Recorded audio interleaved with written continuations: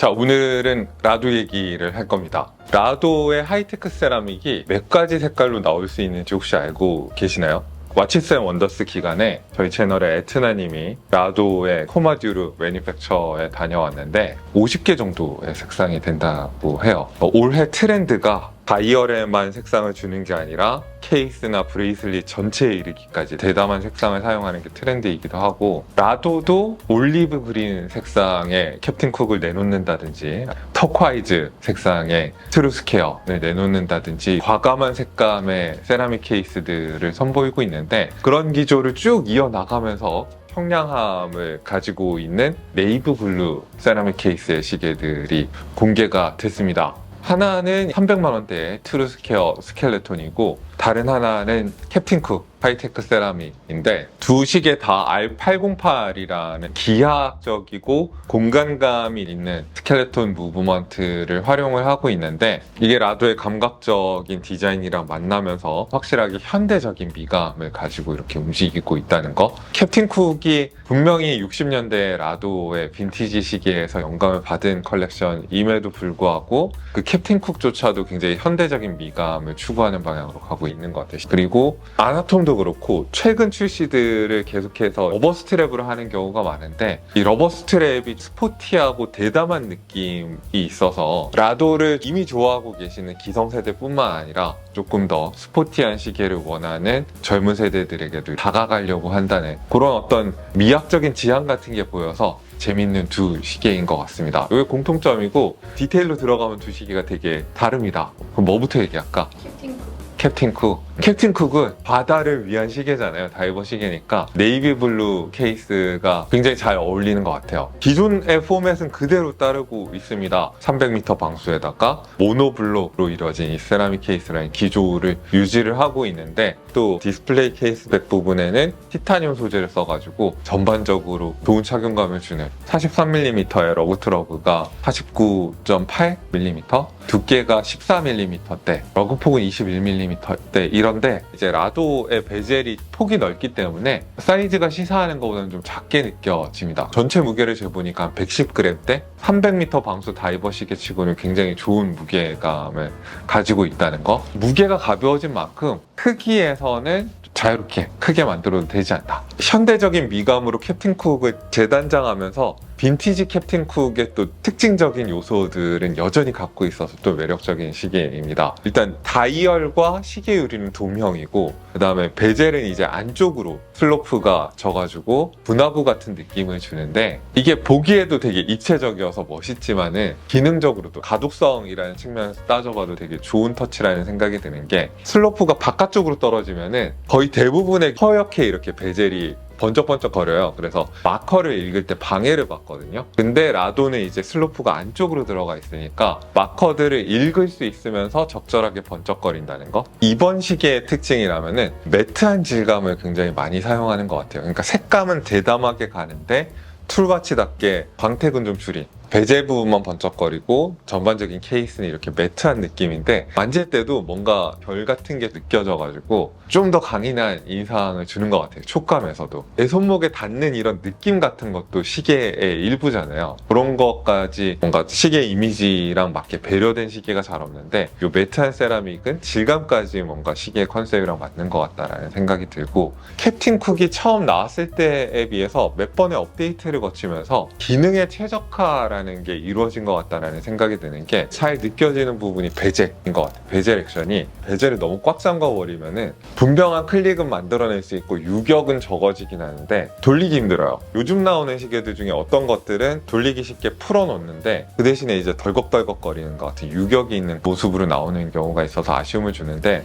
캡틴 쿡은 최적화가 굉장히 잘 된 것 같아요. 너무 빡빡하지도 않고 돌리기 힘들지도 않고 균형을 굉장히 잘 찾은 느낌인데, 훨씬 더 비싼 가격대의 다이버 시계들도 아직 좀 잘 못 잡았구나 싶은 게 있거든요. 또 최적화가 잘 됐다고 느껴지는 부분이 야광인 것 같아요. 이제 확실하게 60분 마커와 10분침과 인덱스, 그러니까 다이버 시계의 주요 요소들에다가 다 민트색의 센 야광이 들어가요. 이런 것도 최적화가 잘 된 느낌이고, 그리고 이제 아나톰 때부터 봤던 건데, 우리가 차고 있을 때는 클래스프가 좁아가지고 걸리적거리는 느낌이 없길 바라고 풀어야 될 때는 클래스프가 넓게 벌어져야 좀 손에서 쉽게 빠져나가잖아요. 그런 수요를 좀 반영해가지고 설계가 클래스프를 이렇게 풀 때는 넓게 벌려졌다가 손목에 찰 때는 작아지는 특수한 구조로 이렇게 만들어져 있다는 게 굉장히 멋있고, 이 라도의 러버 스트랩이 또 좋은 점이라면은 케이스와 완벽한 일체형의 러버 스트랩이라서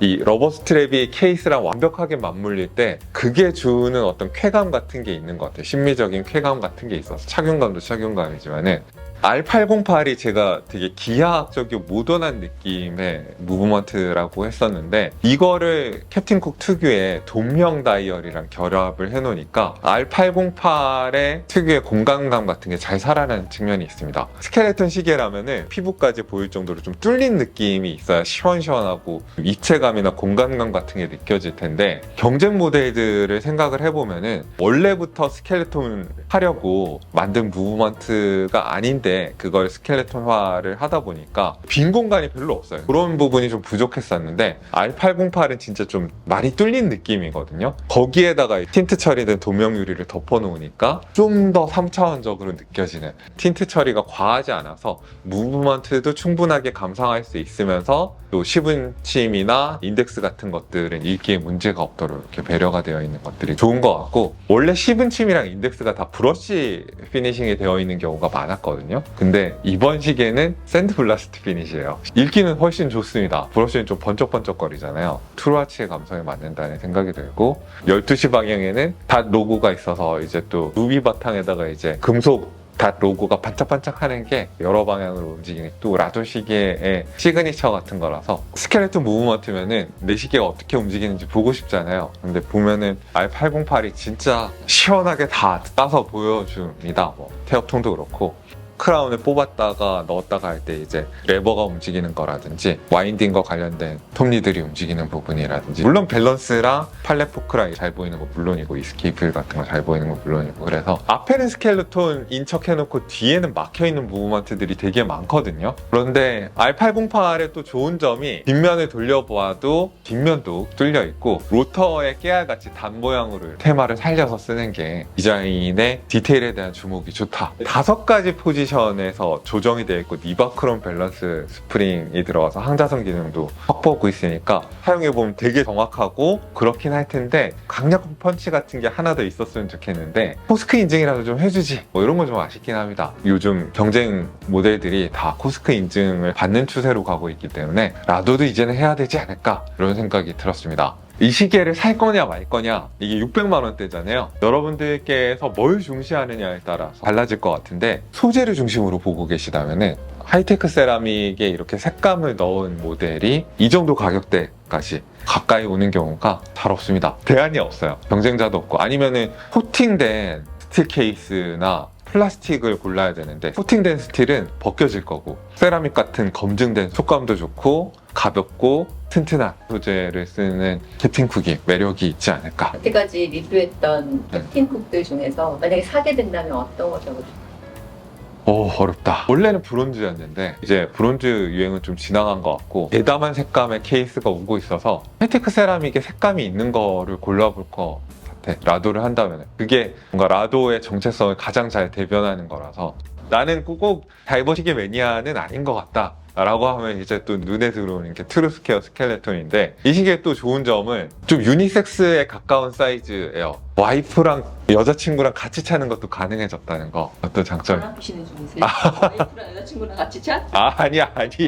여자친구나 여자친구나 와이프. 죄송합니다. 무리를 일으킬 뻔했네요. 네. 데일리와 드레스 시계를 겸할 수 있는 이런 지향이다 보니까 사이즈도 좀 더 아담해지고 두께도 10mm대. 두께가 부담스럽지 않다는 것도 장점이고, 심지어 더 가벼워요. 이 시계가 80g대. 그래서 여자분들도 부담 없이 선택할 수 있는 시계이고, 방수성도 50m니까 손 씻거나 비 오는 날 정도는 걱정 없이 찰 수 있는 데일리로서 무난한 시계인 것 같아요. 뒷면엔 티타늄 케이스백이 들어가가지고 또 착용감이 되게 좋고 알러지 걱정 없고, 뭐 분명히 같은 네이비 블루의 하이테크 세라믹 케이스인데 아까는 매트한 질감, 무광택의 질감이었던, 여기는 스포츠카 느낌의 그런 반짝반짝함이 있는 그런 케이스여서 라도의 세라믹 시계에서 익숙하게 느끼는 질감은 좀 더 가까울 것 같아요. 그리고 또 라도의 사각시계 전통을 존중하고 동경해 왔다면은 라조의 역사를 또 높이 평가하시는 분들은 트루스케어가 사각이면서 또 감각적이어서 뻔한 디자인 이런 게 아니라서 또 재밌고,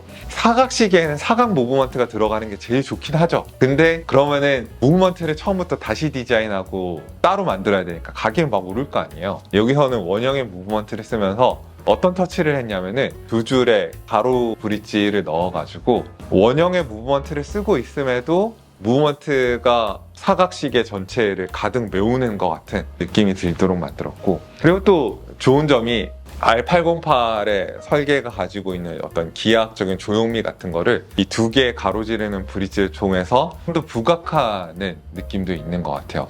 그래서 트루스케어의 디자인이 R808로 넘어오면서 완성된 게 아닌가라는 느낌이 저는 들었거든요. 아까 캡틴 쿡은 14mm 때 방수가 굉장히 강력한 좀 두툼한 시계였잖아요. 근데 얘는 10mm밖에 안 되기 때문에 유리들이 무브먼트에 바짝 붙어 있으니까 좀 더 무브먼트가 깨끗하게 보이고, 공간감이나 입체감 같은 거는 좀 감소한 대신에 조형미 같은 건 좀 더 부각되는 것 같아요. 인덱스들이 가장자리에 좀 떠있는 듯한 챕터링이 달려있어서 요게 주는 또 입체감이 있거든요. 그러니까 이것도 입체감이 완전히 없는 시계는 아니다. 10운침이랑 인덱스의 각을 또 줘가지고 빛에 블링블링하게 반응하는 그런 느낌이 있고, 근데 10운침이랑 인덱스가 좀 가늘고 작잖아요. 야광도료를 적용할 면적이 좁아지니까 야광은 좀 캡틴 쿡에 비해서 약합니다. 대신에 민트색 야광이고, 로고 위치를 두 줄의 브릿지에서 아랫부분에 배치를 했거든요. 이 로고의 배치 같은 것도 생각을 한 거죠. 어떻게 하면 좀 잘 보여줄까? 러버 스트랩까지 시계 이미지에 맞게 다시 디자인을 한 게 또 마음에 드는 것 같고, 케이스 색상이랑 맞춰가지고 유광 세라믹 클래스프 덮개가 들어갔다는 거. 안쪽은 스틸인데 바깥쪽만 세라믹, 덮개 부분만 세라믹 이렇게 되어 있습니다. 우리가 터콰이즈도 받고 올리브 그린도 받고 이제 네이비 블루를 본 건데, 좀 봐, 그런 거 신제품 좀 나오면 우리 메일로 보도자료 오고 있단 말이에요. 좀 봐. 제 생각에 네이비 블루가 색감을 잘 활용하는 라도의 장점도 보여주면서 제일 대중적인 것 같아요. 앞으로 대담하고 과즙미 넘치는 색상의 케이스들이 좀 더 나올 것 같아서 기대가 많이 됩니다. 오늘도 여러분들께 유용한 정보가 됐기를 바라고요. 저는 새로 나온 네이비 블루 케이스의 캡틴 쿡 하이테크 세라믹 그리고 트루스케어 스켈레톤을 살펴봤습니다. 그럼 다음에도 또 좋은 시계와 함께 찾아뵙도록 하겠습니다. 그냥 저는 김생활이었습니다. 안녕히 계십시오.